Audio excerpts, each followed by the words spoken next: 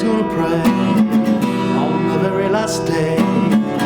When I hear that bell, hurry my world away. I remember I looked out into the audience before the show, and I couldn't believe it. Every seat was filled. They had chairs right up to the stage of the War Memorial, and I saw my entire high school sitting out in the first 3 rows. And all these seats going up into the balcony areas was just nothing but people. So that's when I turned to my brother Jack Abert, who was the founder of the Monterays. I said, look at this. And he looked out, and Jack got sick to his stomach. Because it was like, oh boy. Bring the world away. Everybody's gonna pray to the heavens on the judgment day. That was the most exciting night of my life. Even now, I mean, I played a lot of different places around the country and the world, and that night was just set the tone for what I wanted to do for the rest of my life. Hang on, stupid, stupid, hang on. The Syracuse War Memorial in those days was the biggest event arena for any acts that would come through town. And our manager at that time was the late Dan Leonard. It was Dandy Dan Leonard.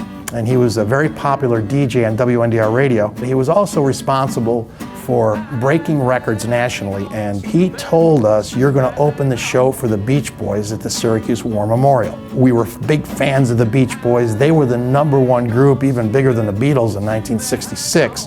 And to play the War Memorial and open the show for the #1 group in the world, the Beach Boys, was just something unfathomable for a 16-year-old kid. Holding Jim,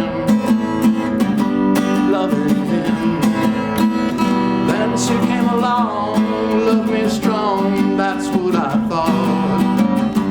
Me and Sue,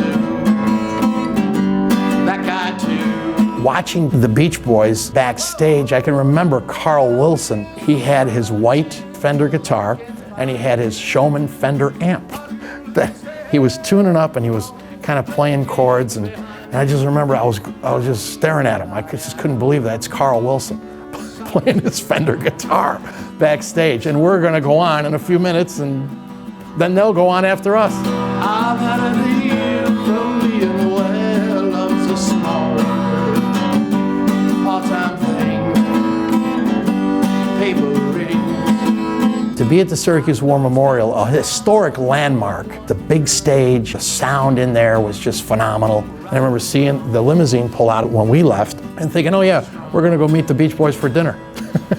Even driving by at the War Memorial now, looking back, that's my first memory of going in there, rehearsing in the afternoon, getting our sound check, and knowing that night we're going to open for the #1 group in the world, the Beach Boys. Fantastic. Solitary